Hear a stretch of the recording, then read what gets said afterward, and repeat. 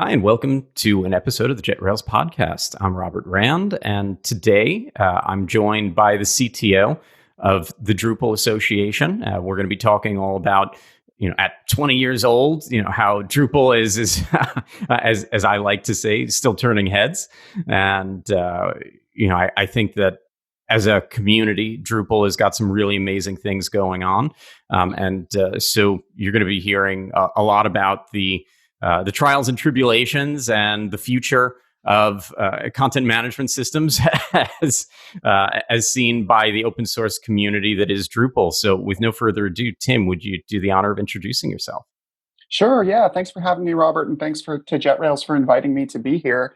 So I've been in the Drupal community for quite a while, even before I was working directly for the Drupal Association, going on 14 years now, actually. And I first started my work with Drupal around version 4.7 to give an idea of how long ago that was. I used it in the way that many people involved in early open source use these things. I was a student. I was making freelance sites and using that to help kind of pay my way through school. After I got through that and kind of started my career, I moved away from the open source field for a while and worked in some new media startup organizations, some healthcare, small business and HIPAA platform kind of things. And then eventually, about 6 years ago, I had the opportunity to return to the Drupal Association and return to Drupal in general. So it's been great to be here, I think, working in open source. As many of you out there know, if you have a development bent, is really fulfilling. It's great to work in a community-driven project and to see the kinds of innovations that come out of that open source work ethos. So again, thrilled to be here and happy to have this conversation today. Well, very cool, and we're excited I'm excited to have you here. That's for sure.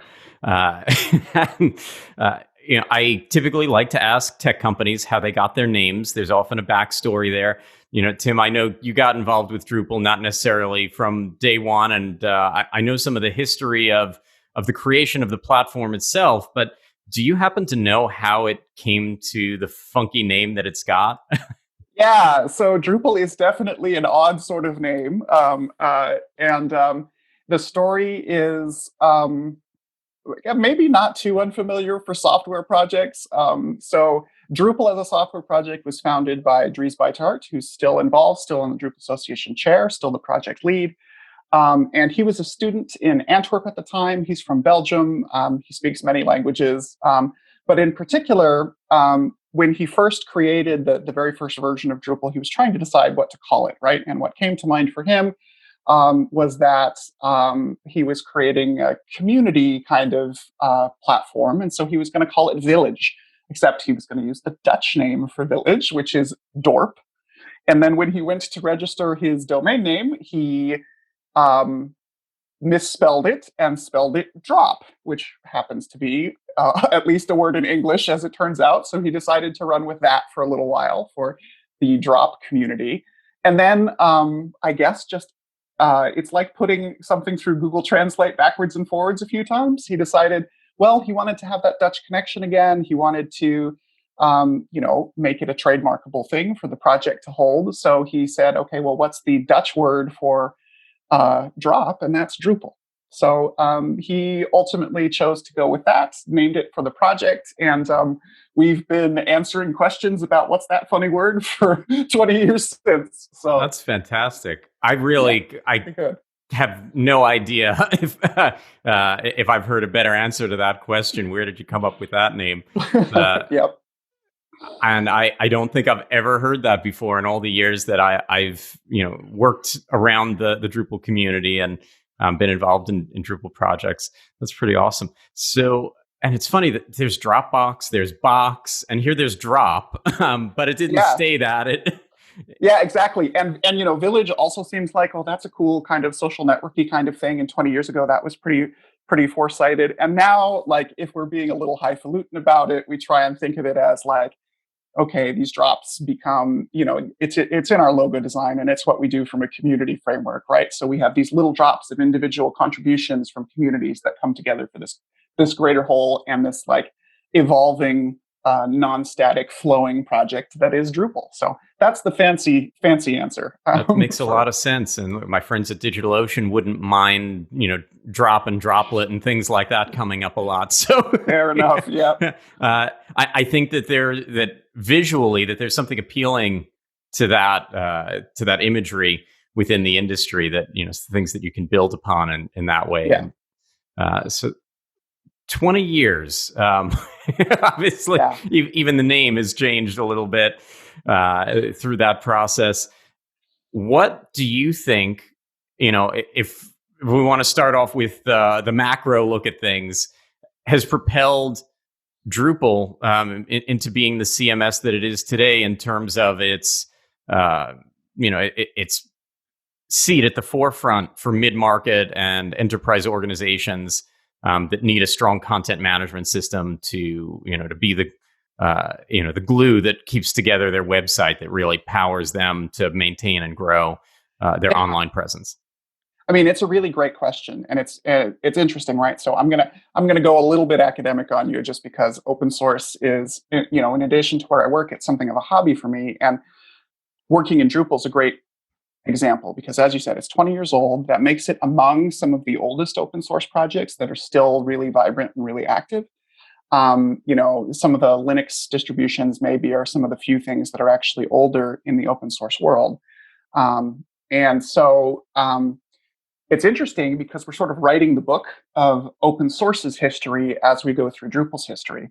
But if we look back at the beginning of the content management system ecosystem 20 years ago, when we were first getting early projects like Drupal, like WordPress, like Typo3 or Joomla, some of these other projects that are out there, the initial goal was pretty simple. It was just to do what it said on the tin. It was just to be like, hey, let's have an actual user interface for content generation and management, so that we can do the basics, so that we can build blogs, so that we can make pages, so that there's an editorial interface for managing websites instead of writing our raw HTML, right? So, but what I think people know intuitively but haven't made the connection is that CMS means something much broader today, and it's because these different projects, proprietary and open source, have gone through sort of speciation as they've evolved. So, whereas some of these projects continue to focus on the mass market, easy user interface blogging tools and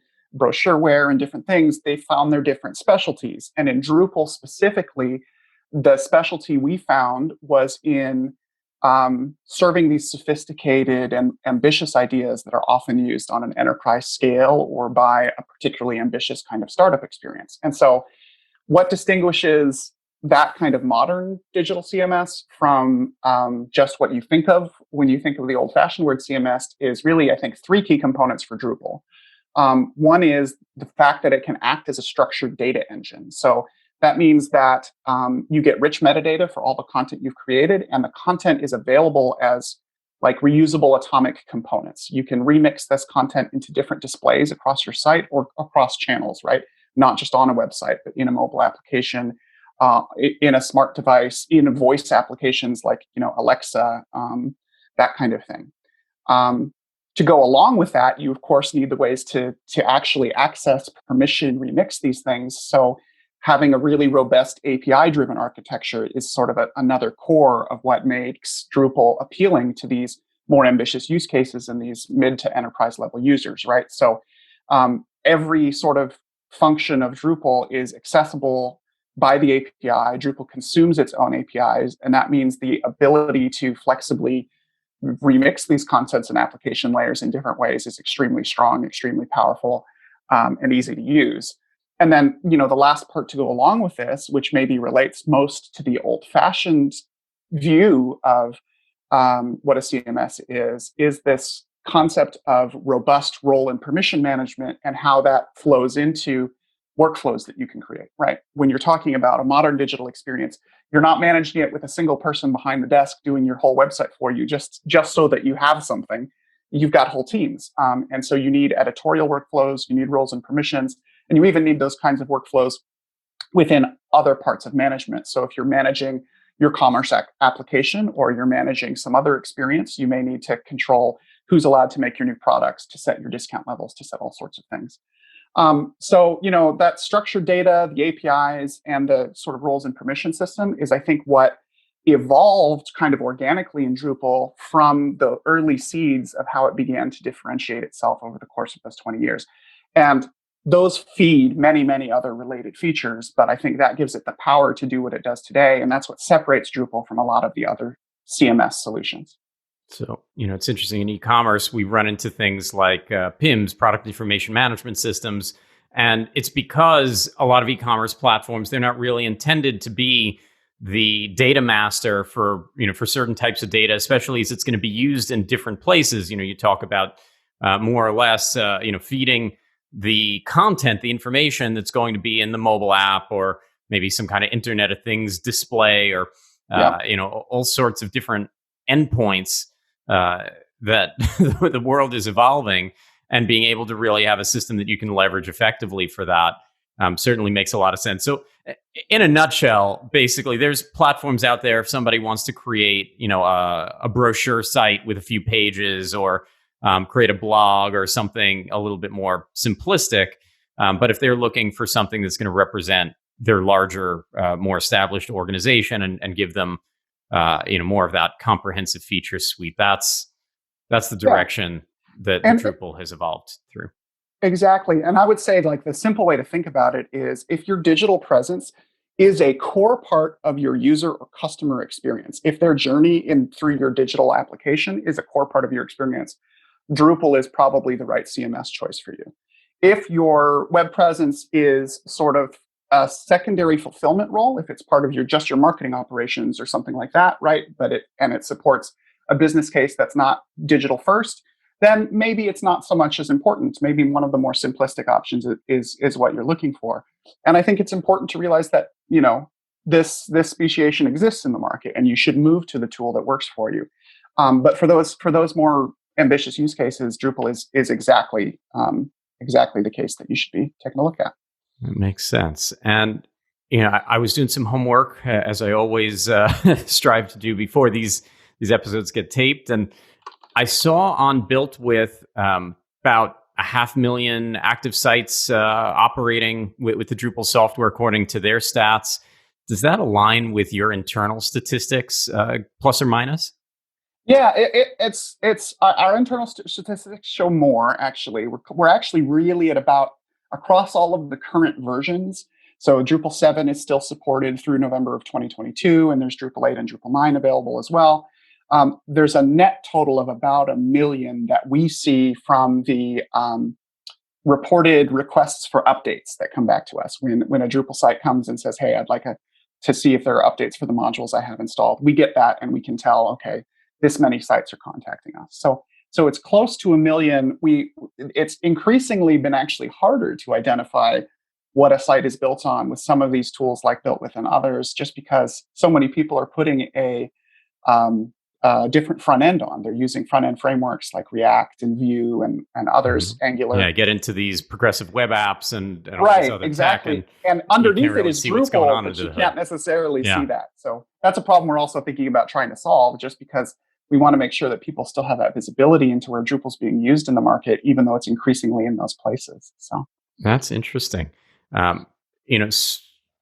With that in mind, are there showcase customers that you think of, or users of Drupal, if someone isn't quite as familiar with Drupal? Because I think this happens a lot, that an organization, a hospital, university, a government agency, whatever it may be, they put out an RFP for a new website to replace something, or for some new endeavor, but they don't necessarily know exactly what they need. And in some cases, Drupal is going up in front of someone that's not as familiar with it yet. Totally. So who comes to mind? Yeah, well, to address what it's like from an evaluator point of view, it can be difficult, right? In some spaces where you have a content management system that is very, very specifically targeted to a certain use case, it's like, exactly what you're getting out of the box. And because Drupal is this sort of framework-driven CMS that's used in different places, it totally can be harder to find those comparable examples. Fortunately, on Drupal.org, you can see case studies from specific industry verticals, which show not only that how Drupal is used there, but also how it's configured and what additional modules are used for that kind of industry use case, which can be super helpful if you're out there evaluating how to use Drupal in, say, financial tech or e-commerce or other areas. But in terms of specific sites that are out there, government is huge. The State Department, the Department of the Interior, the CDC's National Prevention Information Network, where you're seeing all your COVID updates. All of those they're just getting a tiny bit of traffic these days. Yeah. Yeah. In addition, NASA.gov, IRS.gov. A lot of these other sort of major application levels. For a while before it was sort of suspended, data.gov, the open access to government data was based on Drupal. Perhaps it may come back if they choose to share that sort of data again. But yeah, used extensively in the government use space. And honestly, it's kind of funny because that actually goes back to the Howard Dean presidential campaign, which was sort of well known as the first digital presidential campaign, right? And that was actually done with an early version of Drupal. That was the Drupal 5 era. But there's other industries as well, right? So higher education and libraries are a huge category for Drupal users. So I think every Ivy League institution certainly uses Drupal. The Stanford Law uses Drupal. A number of the library systems throughout the country use Drupal. Multnomah County here in Oregon, for example. That's interesting. So you've got these, huge, federal departments and organizations that have substantial budgets. You have more local government as well, and then you've got the nonprofits and for-profit businesses, the NGOs and other folks that kind of fill in the mix. I mean, with a million sites live. Yeah, you kind of have something of everything. But what you see across these, and even across some of the more, some of the other, corporate use cases. So Tesla uses Drupal for their primary web presence. Also, Lufthansa uses Drupal, and not just for a Lufthansa.com. They actually use Drupal to do the seatback entertainment backend for your in-flight capabilities, which is a really unusual use case, but shows some of that evolution, right?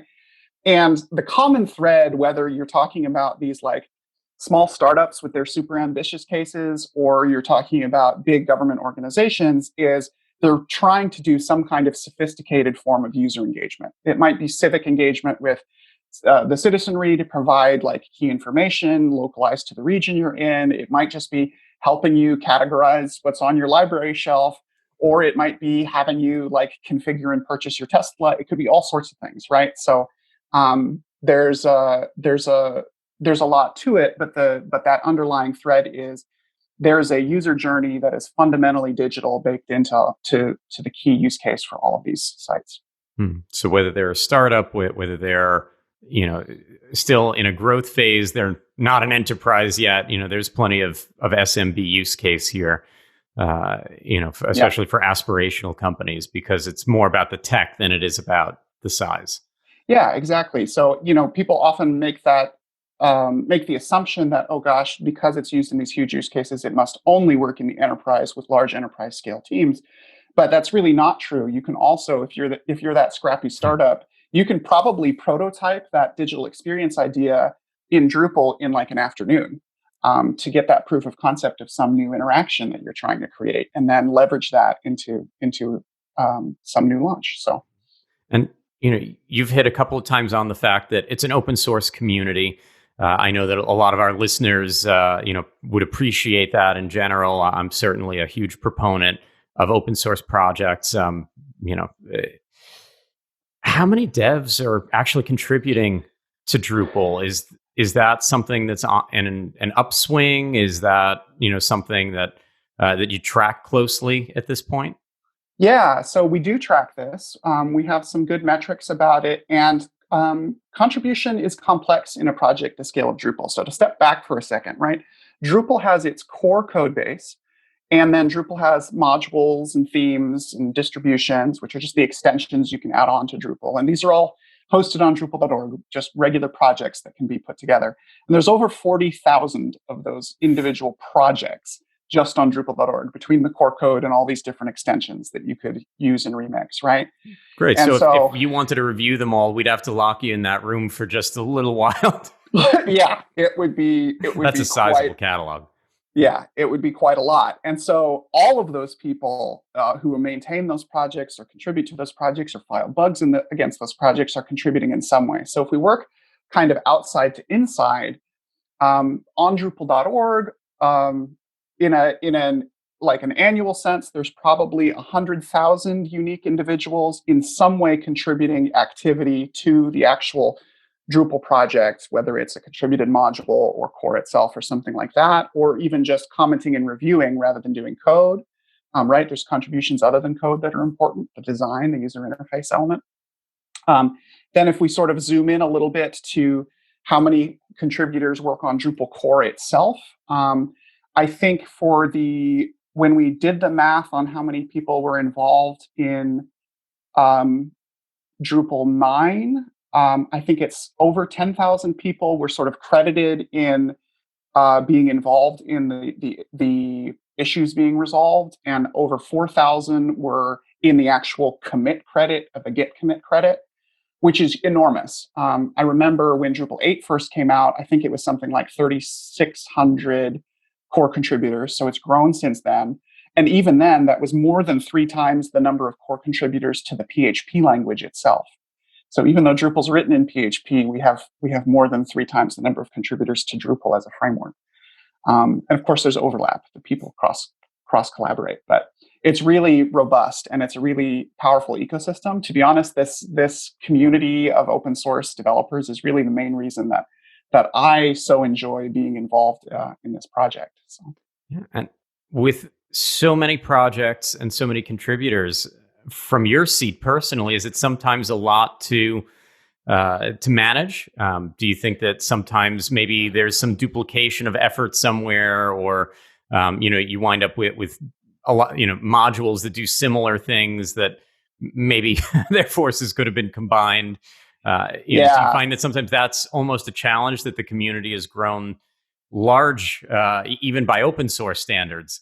Yeah. So, well, to answer your question, let me put out a plea to your listeners. If you're an organization out there who's interested in giving back to open source, and maybe you use Drupal, maybe you're not so sure about the code contribution side, but you have some project management skills. That's one of those areas that people don't realize are critical for open source contribution, is people with project management capability who can help organize the efforts of all these kinds of contributors and developers that I've just been talking about. And yeah, it is a challenge. So there is a large group of volunteer and sponsored core maintainers who are responsible for specific sort of subsystems and aspects of Drupal core. Like someone might be responsible for whether for approving whether a certain new API gets added, or approving new menu items that are part of the administrative interface, things like that. And so they can help do some of this coordination and initiative organization. And we do some of that as well. And the community as a whole kind of has an ethos of, hey, let's build something together rather than build it twice. But it's absolutely true that occasionally something gets re-implemented a couple of times. You find multiple modules that sort of do the same thing. Wherever we can, we try and make those people together to build that into a single thing that does it better. But yeah, it's a good problem to have, having more volunteers and more people that are driven to build the best mousetrap possible than the opposite. That's for sure. And the growth is kind of astounding. Especially there's more and more SaaS out there and more closed systems. And, I always think that innovation really thrives in the open source. And I've been proven right on that many a time. In terms of the distribution of code being submitted, are there any large contributors that really stand out from the crowd? Big agencies or orgs that are contributing a lot, and is anyone really contributing maybe too much, where if their org went under, you're in trouble? Well, we never want to lose a major contributor, but the Drupal code base isn't actually fundamentally held by just one single organization, right? There are a number of organizations that contribute, and they're across all sorts of categories. So we have sort of people who work specifically in the Drupal ecosystem. So they specifically do Drupal services. So folks like JetRails, who've also contributed to the Drupal Association and the Drupal project, and many others who do business specifically using Drupal, and then also end user organizations who use Drupal. So we've had some huge pharmaceutical companies, for example. Both Pfizer and Johnson & Johnson have been major contributors to Drupal in both code and financial support for the association. So these are for-profit companies that, in essence, they're developing things, and rather than keeping it all proprietary, keeping it all as externalized modules that only they have access to, or core edits that that they're trying to run on their side and run some offshoot of the Drupal core that they're forking off of it, they're actually contributing back to the core, so that these are things that fit nicely and that they're sharing it with everyone. Yeah. It's pretty incredible. Do their shareholders know that they're doing that? No, well, that's kind of the point, right? Because I speak to people all the time who say, I would love for my organization to contribute, but I don't know how we can get past the legal consideration of handing our IP over and just making it public, right?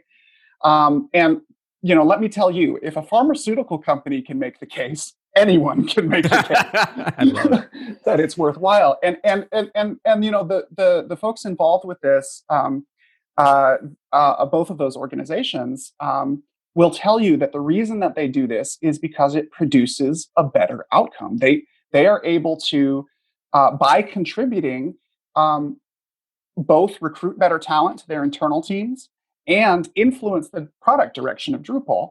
And sure, maybe something that Pfizer contributes winds up also getting used by Johnson & Johnson and vice versa. But the fact that it gave them a leg up in one small area doesn't hurt anyone. It sort of raises all boats, and they can still keep, some element of the secret sauce that's probably not just about their site management tool to themselves if they need to. So, they've made this argument that it's better for us to work in an ecosystem where we not only have the support of 100,000 contributors around the world also working on it, but we have the chance to make changes ourselves and have those become things that get supported by that larger ecosystem. I think that's something that so many people miss sometimes, that because conceptually in a capitalist society, sometimes it's hard to understand how open source is really, viable or vibrant or valuable. But if I'm this big company and I want to make sure that as updates are pushed out for Drupal, that they're compatible with these things that we're doing, simultaneously, if we think that we started on version 1 of something cool, but, do we really have the time and resource to really do it better than everyone else in the world? No, right. Put it out there. Let everyone else keep building on it so that we wind up with the best thing since sliced bread. And like you say, back to that all boats rise together, working theory. Yeah, exactly. Like a great example. So some members of the team over at Pfizer were pretty involved in the workflow module, which in Drupal 7 was part of the Contrib ecosystem and became part of Drupal core during the life cycle of Drupal 8 into Drupal 9. So now it's maintained by a much broader slice of the community, and it went from something that was, a combination of an internal use case and, hey, that's probably maybe useful for other folks, to something that became a generic solution that just increases the horizon. It lets you be further ahead with how you're innovating compared to your competitors, because you've already got those first 3 steps filled out for you. It goes right back to, do you want to be the ones that build every line of code, everything for your website and in general your tech stack, or do you want to be part of something bigger where that's not all your technical debt to manage? Right, exactly. Where this stand is spread out on the shoulders of giants, right? Yeah. And to be honest, there's also this is not exactly cynical, but maybe a calculating view. If you're in an industry where it becomes an industry best practice to use a specific kind of open source implementation or to use open source, there is safety in that your competitors are using the same technology. You know that you're adopting a similar best practice. So Yeah. And so thinking about other open source, I know that with companies like Magento, now an Adobe company, the roadmap is set by Adobe. That's who determines for the core what's going to happen next. Obviously, there's a larger, more vibrant community that's bringing bugs to up to them, and that's working on new features as part of community engineering, as part of open source contribution, and certainly extensions and themes and other things being created externally. But what happens in the case of Drupal? Because what I've been hearing here, and my knowledge of it, there's so much that's actually pushing through Drupal as maybe a broader open source effort. Who sets the roadmap? Gosh, it's a good question. So, and like all things in open source, the answer is a little bit complicated, but maybe not as complicated as it seems at first. So, again, I mentioned Dries Buytaert, the founder of Drupal, earlier in this conversation, and he's still the official project lead and heavily involved.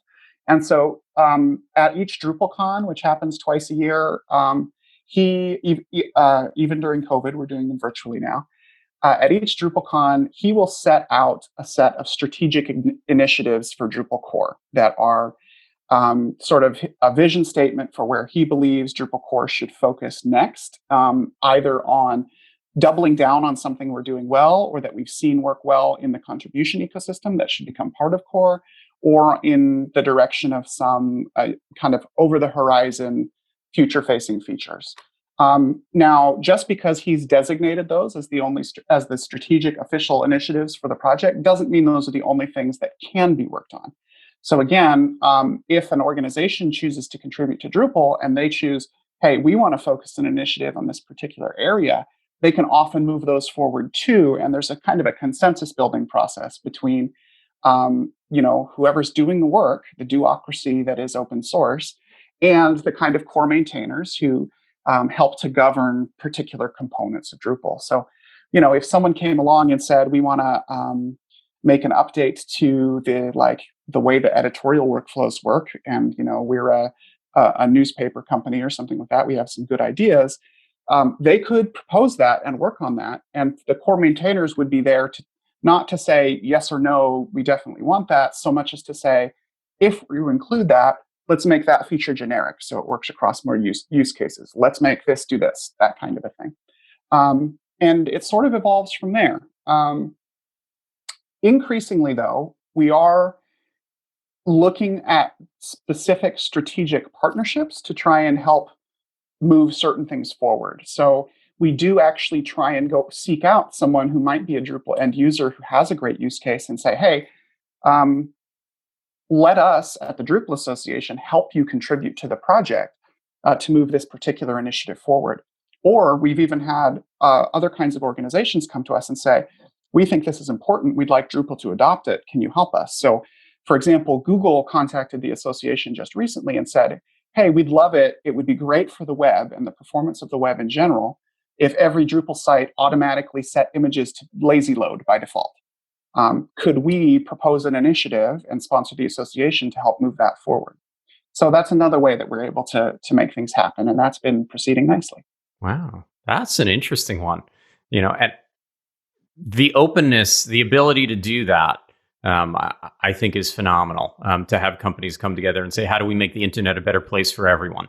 How do we solve these issues? I think that we're going to continue to see issues like that. In recent years, we've heard a lot about, site speed, and, on the web hosting side, it's certainly something that that for years has been a big deal. But, now as things power forward into progressive web apps and newer tech, and, the list goes on and on.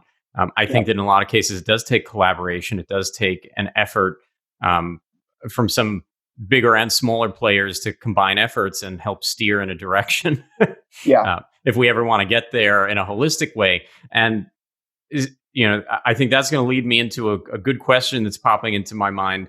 You mentioned Drupal 7, 8, 9, that there's support for multiple versions. Right.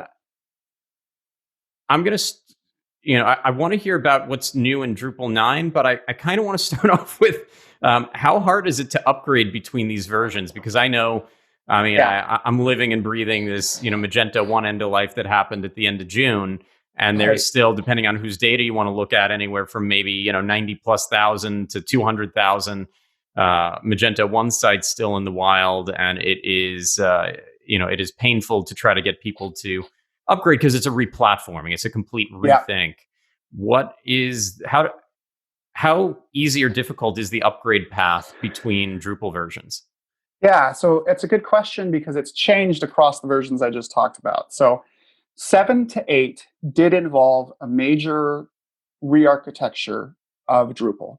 And in some ways, you can think of that transition process as being like midway between a like upgrade migration and a replatforming. It's not quite as overwhelming, perhaps, as you might think a replatforming would be, because it is still Drupal to Drupal. There's a lot of data structures that are actually still very similar, and there's migration tools that have been built explicitly for that purpose. But it isn't literally a just update your software to this version, automatically get onto the right stuff, and it's going to work. There is a migration process involved. And that was tricky. And I know it's tough. The Magenta world is going through the same sort of thing. But that kind of backwards compatibility break, major upgrade / migration process was important to maintain the level of innovation. A lot of things changed when we went to Drupal 8. We started adopting other open source libraries as fundamental components of Drupal itself. So we use Symfony as basic architecture, CK editor for editing, the Twig templating engine for making themes. Like, there were a lot of key architectural components that changed. Well, that's great for the community because you wind up with a wider base of developers that already have familiarity with a lot of the tech under the hood. We get to do just what I was saying before. Why build it all yourself when you can build, stand on the shoulder of giants and build other components? So there was a lot of that. And then there was the move to object-oriented PHP, a number of things that in the long term are going to be helpful, but involved a slightly painful tear off the bandage period. However, what this leads us to is a great situation. Like, okay, so you're on the Drupal train and whoops, unfortunately, you have to change tracks when you went from 7 to 8.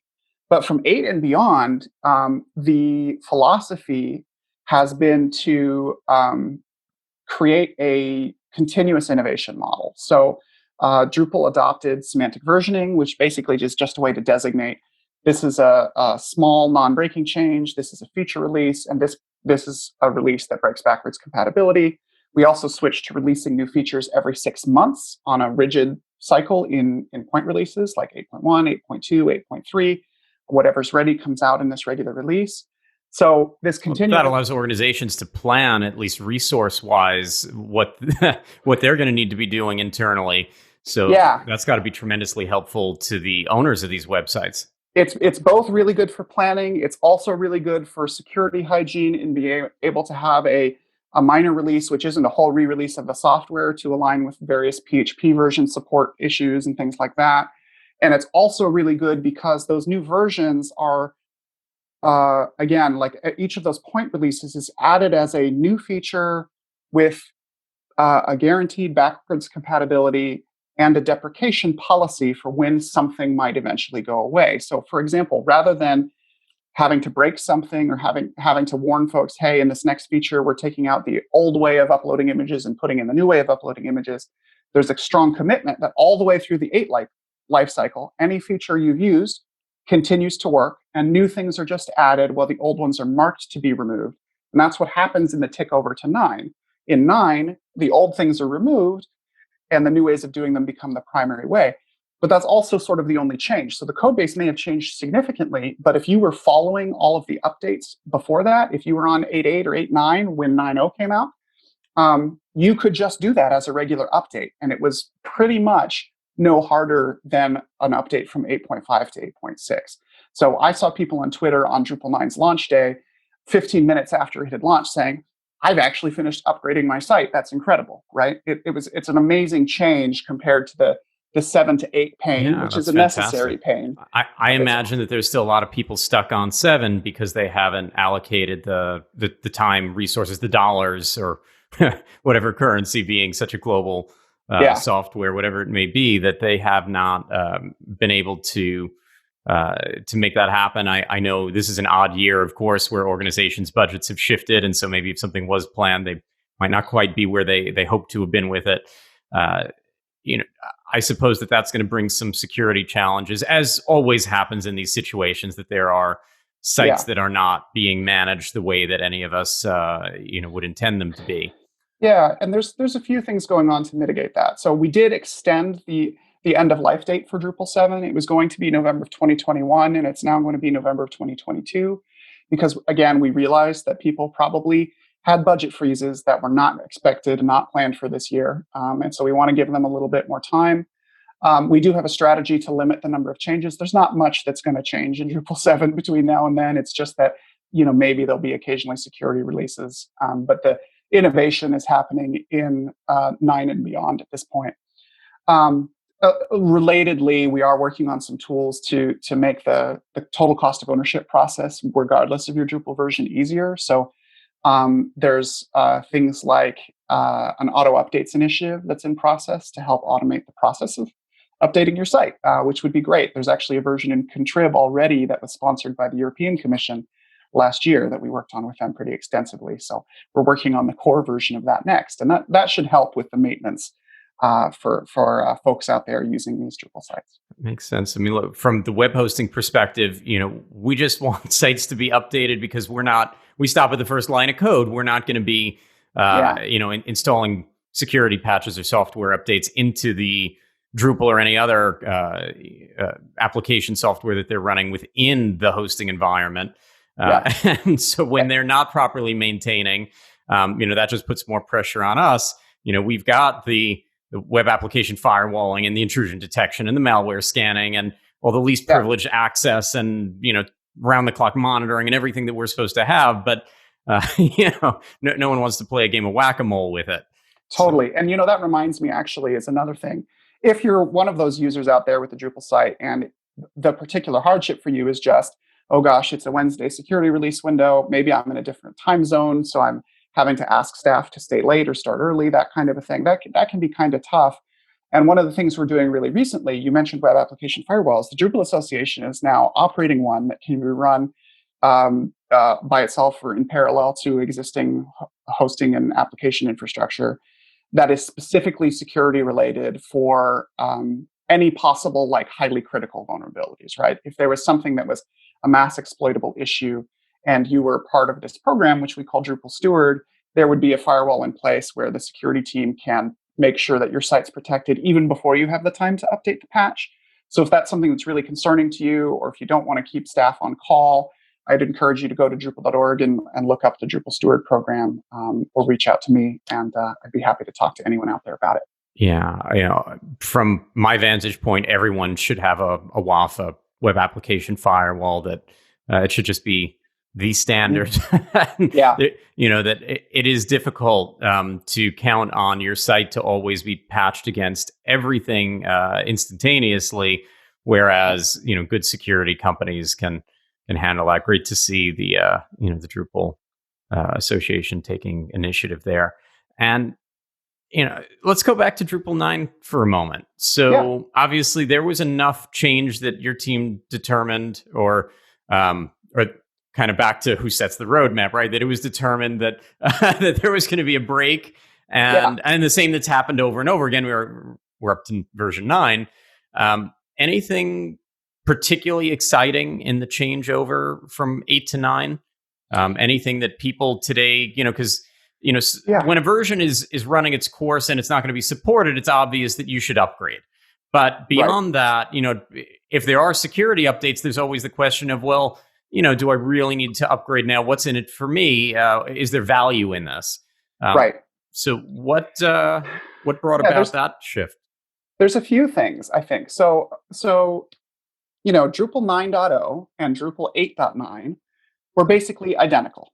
One, they had the same features. It's just that 9 was what I said earlier, it had that deprecated code You removed, dropped the out crust that built all up. of the old stuff that, legacy Right, basically, which, right, exactly.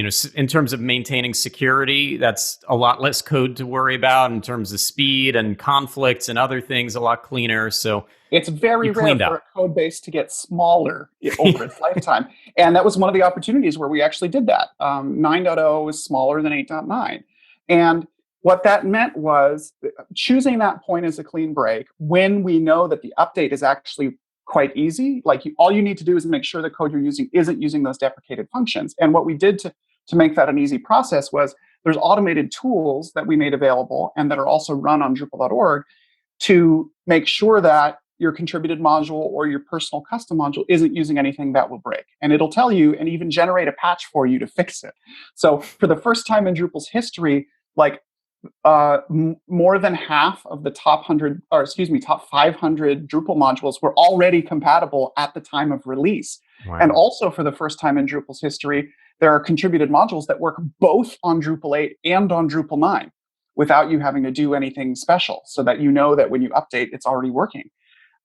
So it's a really cool time in terms of the upgrade cycle. And then it's also a cool time in terms of real features, right? So like we realized the promise of making that update process easier. And in doing that, we've proved that this 6-month feature release cycle really works, really lets us add innovation. So for me, the main things that are really cool right now is that there's focus on cost of ownership and ease of use features. So a lot of the 8 cycle was about some foundational technical features that were really powerful, that let you do a lot of things from an API point of view, content structure point of view, that might not have been possible before. And that put us in a place where we're actually like well ahead of just about anything else out there when it comes to these sort of decoupled, multi-channel, new non-web digital experience device solutions.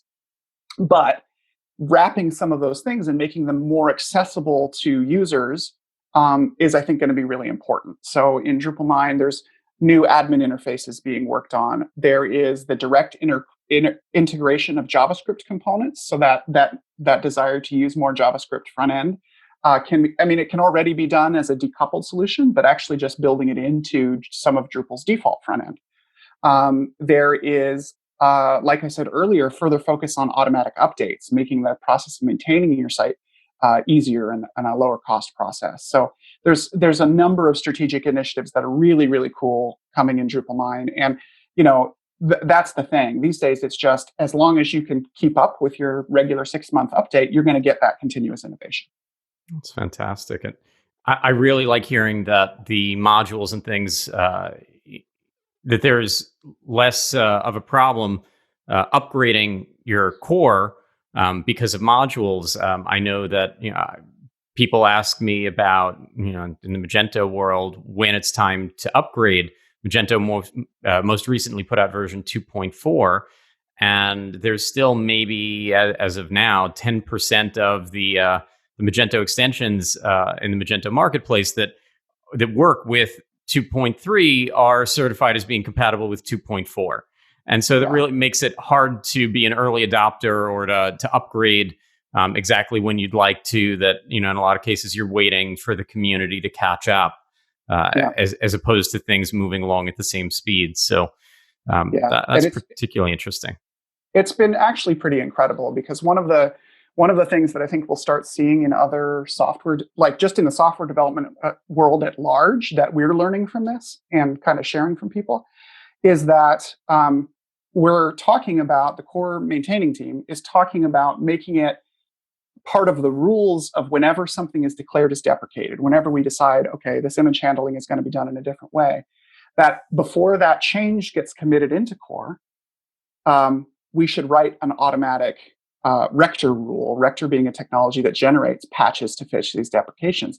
So that's effectively what we did kind of after the fact, right before Drupal 9 launched. But if we do it as we go, we'll get to a place where in Drupal 10, we'll be able to run a process to automatically generate the compatibility fixes for all of those common deprecations, which would be really incredible. It would be almost, automatic deprecation solutioning for the whole software ecosystem. I think it's really neat, and it's going to be good for the project in the long term. So you've got a lot to be excited about. Yeah. And, you know, for better or worse, I've brought up Magento a few times. Sure. Drupal Commerce has been out there for a long time. Yep. How integral is Drupal Commerce to the Drupal ecosystem? Is that, is that really, I know that WooCommerce has become very, very central to the WordPress community, and, certainly plays a big role within the automatic organization overall.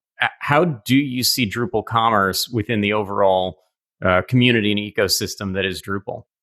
Yeah, so I think it's a good way to think of it, similar to your WooCommerce example, but that Drupal Commerce has a ecosystem of its own within the Drupal world, right? So it is a commerce integration framework, not just an off-the-shelf commerce solution. So again, you have the commerce framework, and then you might install, you're an OffNet user, you're a Braintree user, the variety of extensions is very customizable in a very Drupal-y sort of way, right?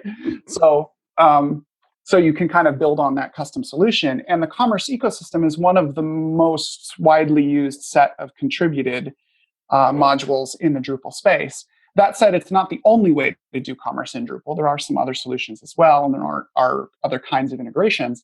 But yeah, it's a very popular one, and it's used at massive scale. I think we have a case study right now for a chain of restaurants in China, I believe, that is using Drupal and Drupal Commerce for like over $1 billion worth of food transaction volume across like point of sale in this whole restaurant chain.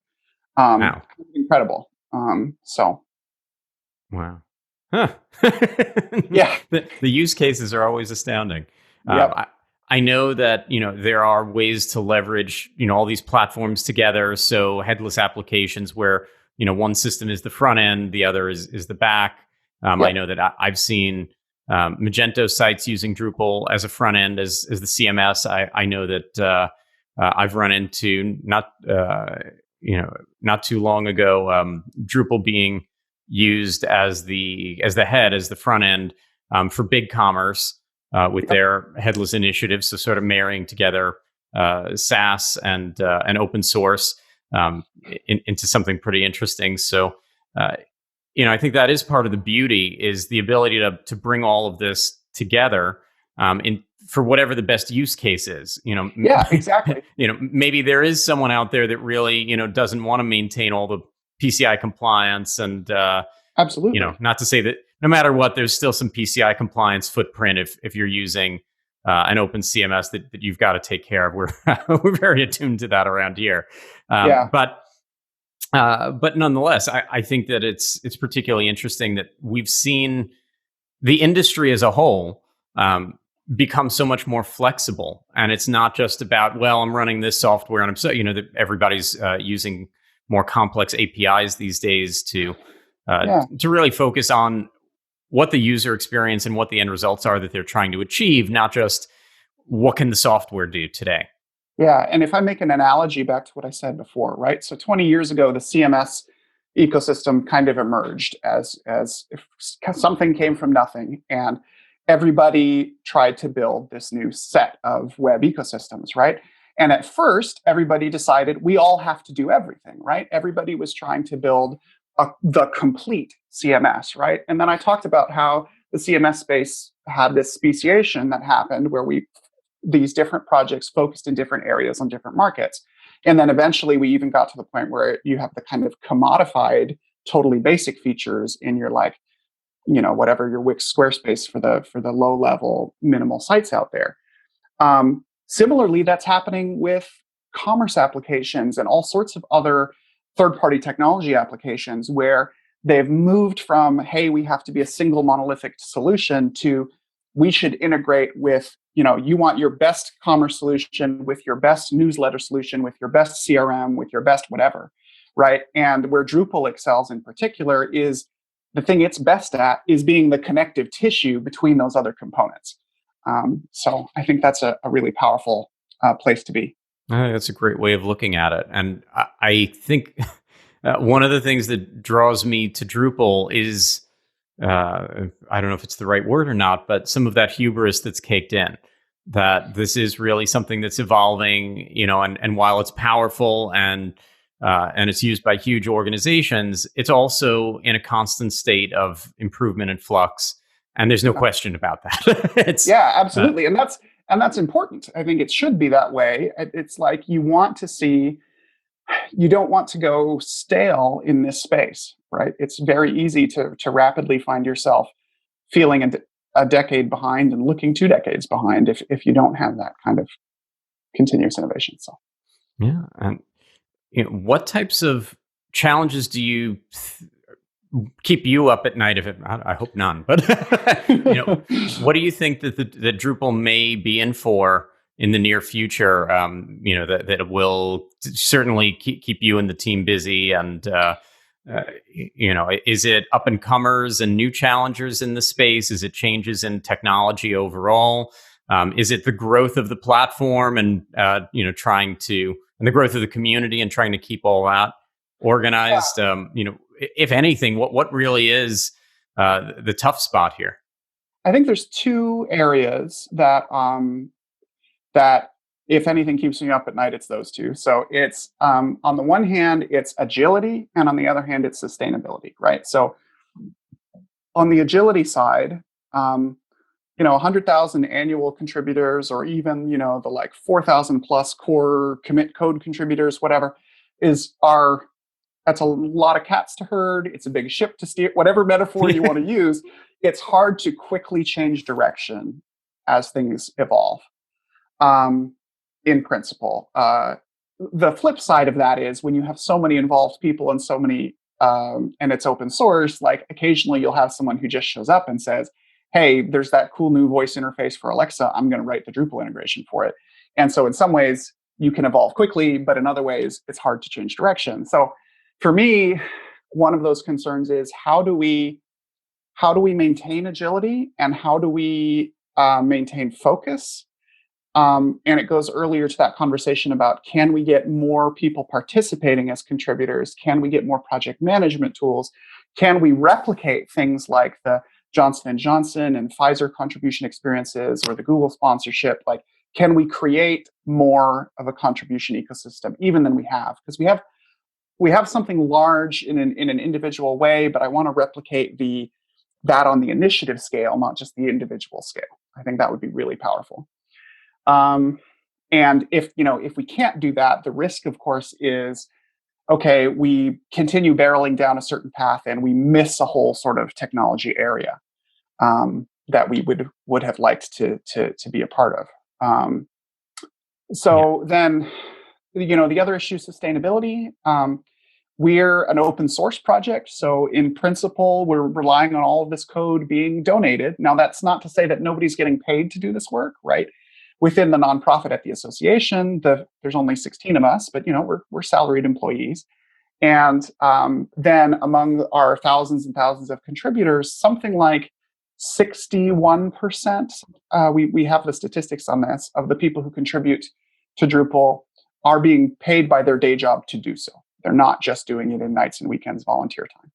The other 40% are doing it in that nights and weekends volunteer time. Wow. But that's interesting because we don't sell Drupal. We support the ecosystem that enables that whole contributor base through hosting DrupalCons and having DrupalCon sponsorships, and that's in a real difficult place right now with COVID. Yeah, I know you had the Drupal Cares initiative. And that's actually, when we started to step up to the plate, which I was very excited to see. But it's it's definitely a tough year on nonprofits, and especially ones that are so reliant on in-person events.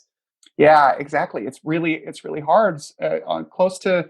For a while, close to 70% of our annual budget came out of revenues from in-person DrupalCons, and that's why we had to do the Drupal Cares fundraising campaign. That was why it was so crucial that folks like JetRails stepped up and contributed to that, because it kept us alive this year from a nonprofit perspective. The project, I was astounded by how many individuals and companies, just didn't hesitate to support the association. I think that says a ton about the future of Drupal.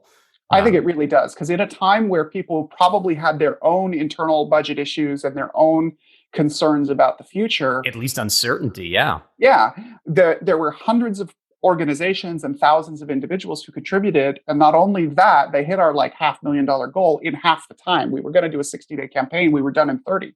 So, I mean, it really says how much people believe that supporting the association and the infrastructure that allows the community to build Drupal is important, not just for abstract philosophical reasons, but it's important to their business, to their livelihoods, and it's a public good.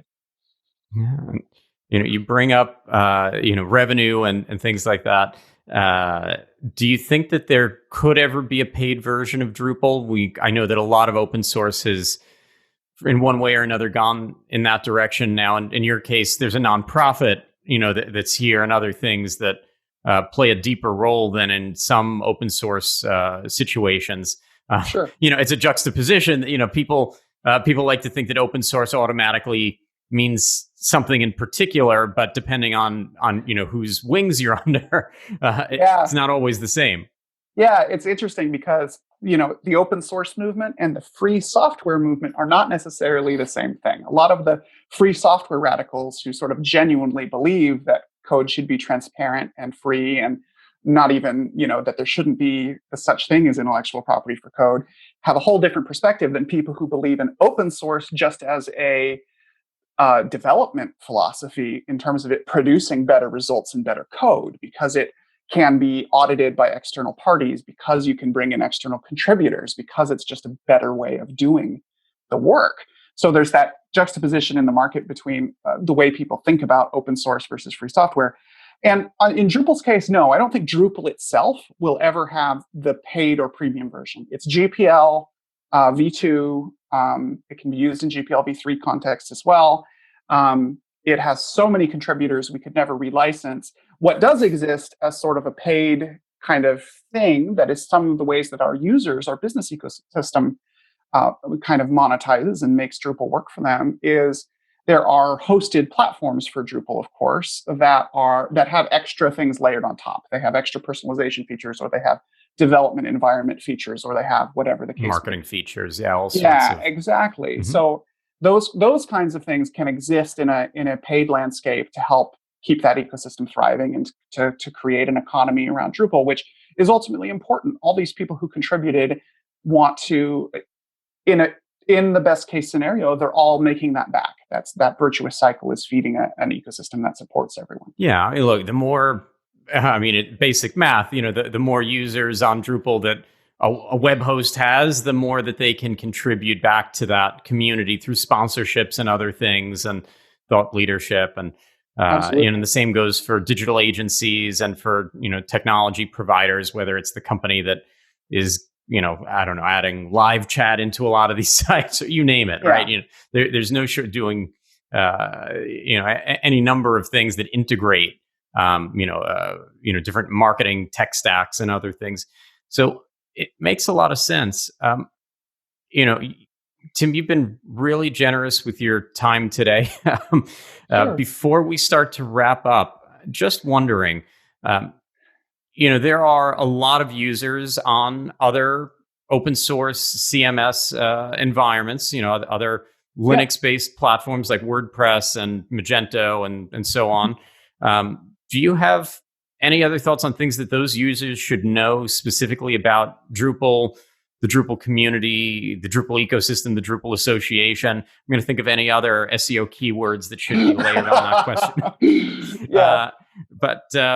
No, I mean, do you think that I think we've really covered a lot of what makes Drupal unique?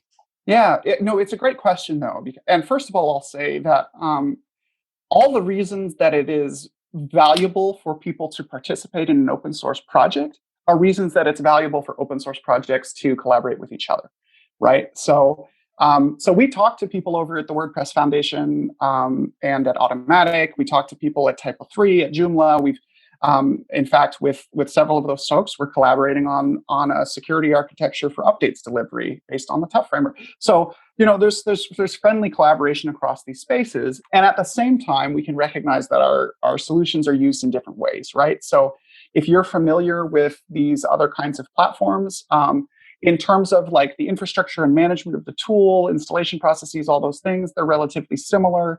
There's a lot of best practices that you can explore on Drupal.org and in published books around these things if you have an interest in Drupal. I'd also suggest just deep diving on some of the case study information that's out there, particularly on Drupal.org, because that might help you understand.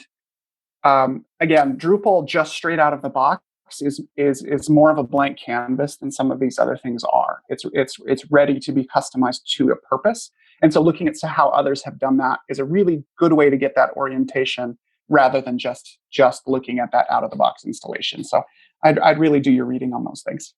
Awesome. Well, Tim, I can't thank you enough. This has been a phenomenal episode, chock full of information that I'm really glad that we're able to bring out there to our audience.